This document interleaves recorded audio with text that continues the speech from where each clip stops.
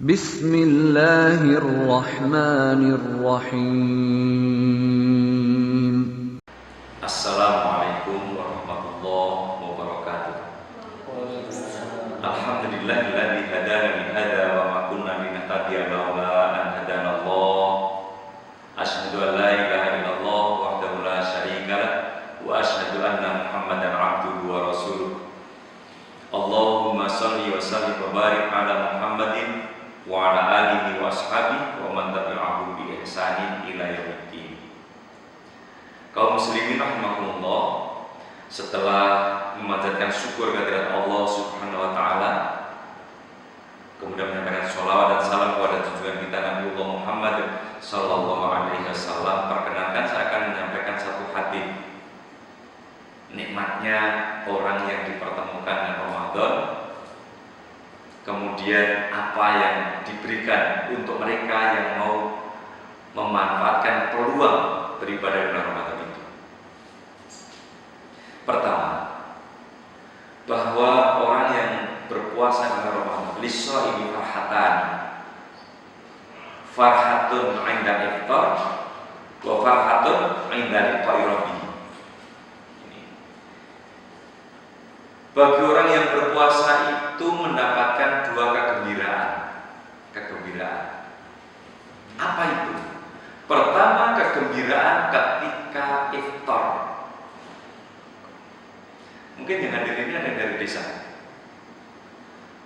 Nah, yang dari desa itu, ya, dulu kalau puasa pagi-pagi pulang dari masjid subuhan, itu nggak langsung pulang. Tapi cari gogrokkan jambu, gogrokkan sawo, ya, gogrokkan mangga, sisa codot, sisa codot. Kemudian sampai di rumah dibersihkan yang bekas-bekas itu, kemudian dicuci, disimpan. Nanti sore, ya, itu menunggu waktu berbuka. Itu anak-anak itu sudah ngadep meja itu. Jadi di desa tidak model lapangan ngabuburit, tidak. Jadi mereka sudah siap di depan meja. Biasanya sebelumnya pada baca Quran itu, udah nanti menjelang maghrib, ya, cepat-cepat nunggu meja. Kalau waktu dul gitu, ya, jadi nanti dari Solo ini terdengar suara dul. Nah, begitu gembiranya apa yang didapatkan pagi itu, Masya Allah, nikmat, senang karena mengakhiri puasa. Ini bagi anak kecil. Yang kedua, bagi orang tua juga senang. Senangnya apa? Mereka paham betul bahwa berpuasa itu adalah peluang untuk dihapus dosa-dosanya. Sementara orang yang berpuasa sebelum berbuka doanya makbul. Maka di waktu menjelang berbuka itu, ya, hendaknya dipergunakan dengan semaksimal mungkin untuk membaca Quran misalnya, kemudian membaca lirik. Setelah itu mohon kepada Allah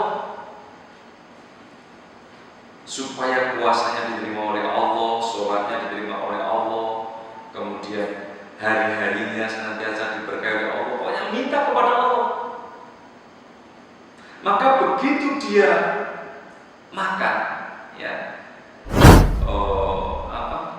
makan sebutir kurma atau minum segelas air gitu, apa yang terlontar?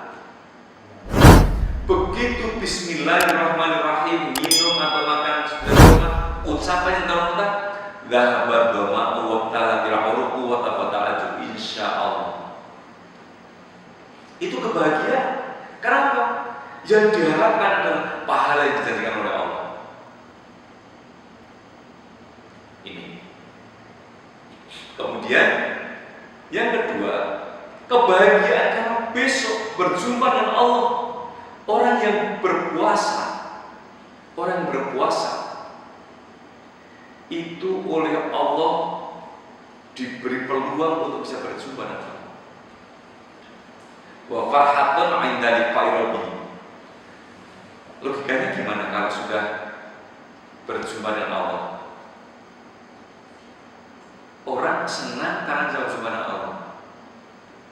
Kenapa? Ya, logikanya dia masuk surga. Dia masuk surga. Wong sudah berjumpa dengan Allah masuk surga.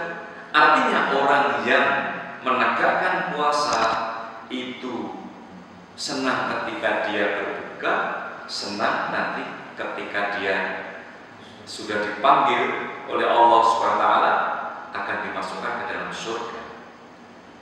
Rasulullah SAW di dalam sabdanya menyebutkan inna fil jannati baban, inna fil jannati baban yuqalu lahu rayyan yadkhulu minhu as-shaimun yaumal qiyamah la yadkhulu minhu ahadun ghairuhu yuqalu aina as-shaimun fayaqumuna la yadkhulu minhu ahadun ghairuhu fa idza dakhalu ughliqa falam yadkhul minhu ahadun.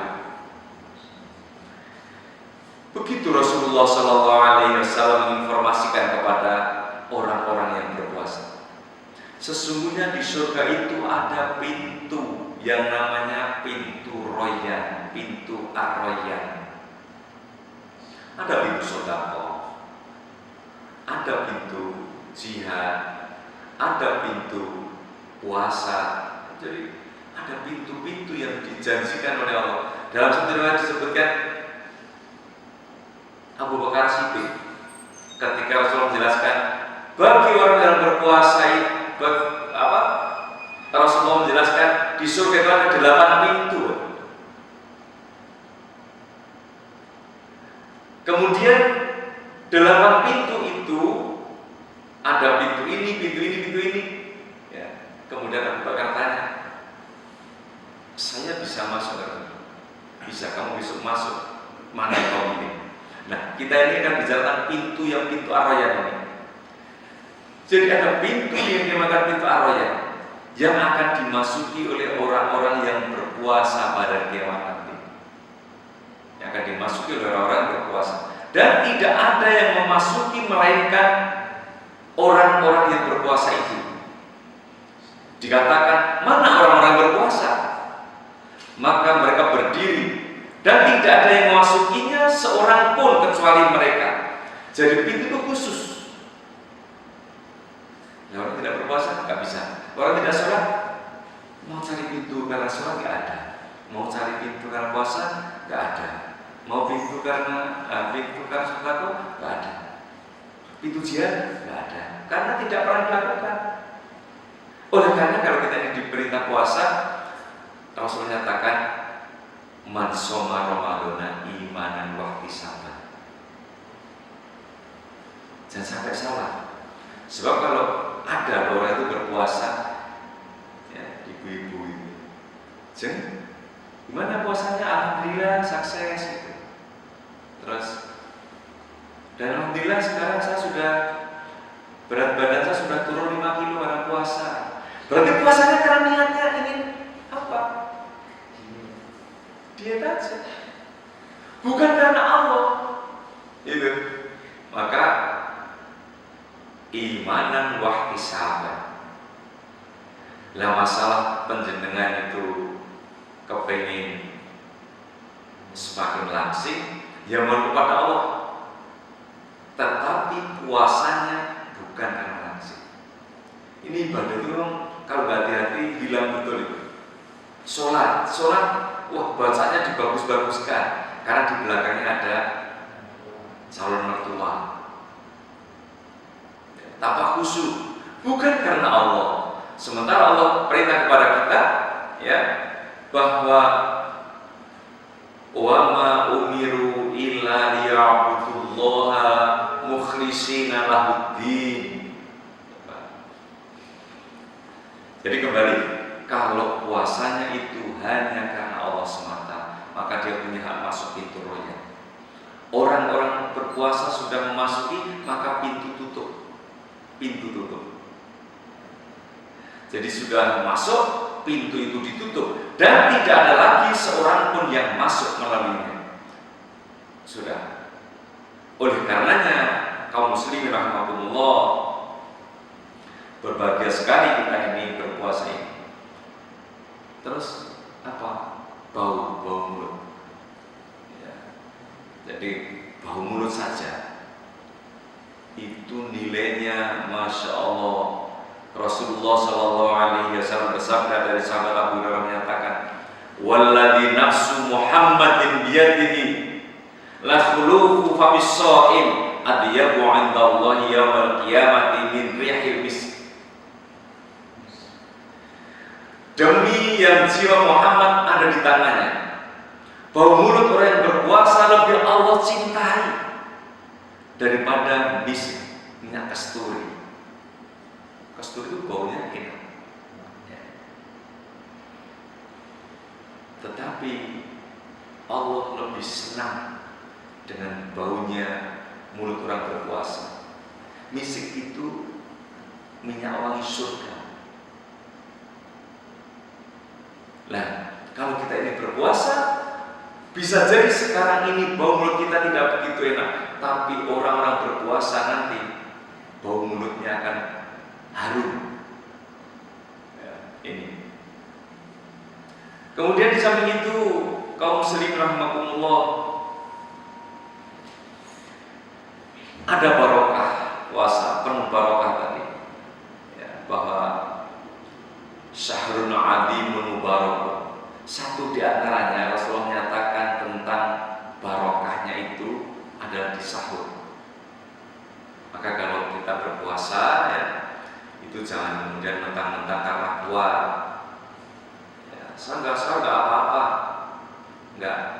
Kita ini hidup punya prinsip ihya'us sunnah, gitu. Untuk menghidup-hidupkan sunnah. Sunnahnya Nabi apa? Ya puasa itu supaya sahur. Rasulullah Shallallahu Alaihi Wasallam bersabda, "Tasahharu, ya tasahharu, fa inna fis sahur barokah." Bersahurlah kalian, karena pada santap sahur itu ada keberkahan. Berkah sudah saya sampaikan berkali-kali bahwa yang namanya barokah itu ziyadatul khair ba'dal khair. Ada kebaikan yang kita dapatkan di situ. Bahkan di dalam hadis yang lain juga disebutkan bahwa as-sahur akluhu barakatun fala yad'u walau an yajra'a ahadukum jur'atan min ma'in fa inna Allah azza wa jalla wa malaikatahu yusalluna ala mustasahhirin. Nikmatnya makan sahur adalah berkah, maka janganlah kalian meninggalkannya walau kalian hanya meminum seteguk air. Sahur itu barokah, jangan ditinggalkan meskipun hanya seteguk air.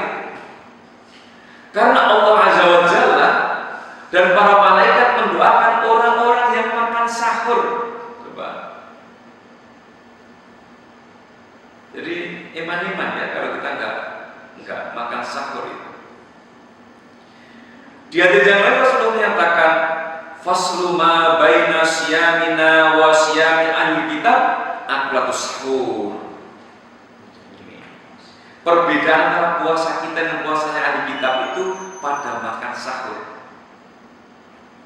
Oleh karenanya puasa yang kita lakukan ada syariatnya dari sejak subuh sampai kepada maghrib. Kemudian sebelum subuh kita makan sahur dulu, barokah. Nanti begitu memasuki waktu berbuka ada kegembiraan. Nanti begitu kita dipanggil ke rahmatullah, dipanggilnya ke rahmatullah, masuk surga berjumpa dengan Allah. Oleh karenanya kaum muslimin, mari puasa kita ini kita jaga betul. Mudah-mudahan puasa kita adalah sesuai dengan apa yang dituntut oleh Rasulullah Sallallahu Alaihi Wasallam. kunci kita adalah makana khalisan shawaban. Ikhlas hanya karena Allah. Shawaban artinya sesuai dengan tuntunan Rasulullah. Ihya sunnah kita. Mudah-mudahan ada hikmahnya. Billahi taufiq wal hidayah. Assalamualaikum warahmatullahi wabarakatuh.